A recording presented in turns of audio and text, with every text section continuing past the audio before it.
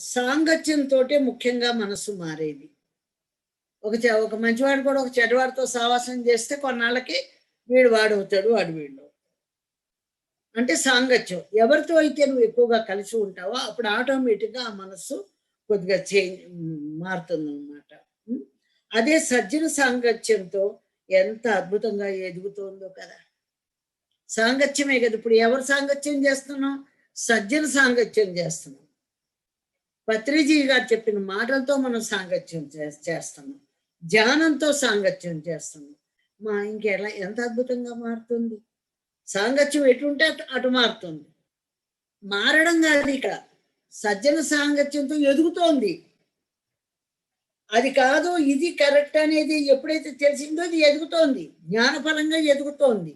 అది ఎదిగిపోయినప్పుడు దీన్ని మారింది అంటున్నాం. అది ఎదుగుతోంది అక్కడ.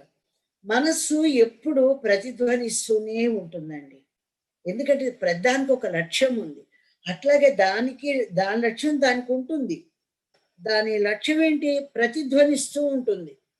ఇక్కడ ఏదైనా కనపడగానే అది చూడగానే దాంట్లోంచి ఒక ఆలోచన పుట్టించేస్తుంది. ఇది ఎలా, అది అలా, ఇది ఎట్లా, ఏదో ఒకటి ప్రతిధ్వనిస్తూనే ఉంటుంది. ఎప్పుడు కదలాలో, ఎప్పుడు ఆగాలో మనస్సును గమనించు. ఇప్పుడు వద్దు ఆలోచనలు. మనం తిప్పేసుకోగలమండి. ఇంతవరకు నాకు ఆ టెక్నిక్ తెలియలే. ఇప్పుడు ఆ టెక్నిక్ తెలిసింది. గమనించలా. చిన్న సింపుల్ మెథడు. దాన్ని గమనించకుండా దానిలో దూకి కొట్టుకుపోయాం.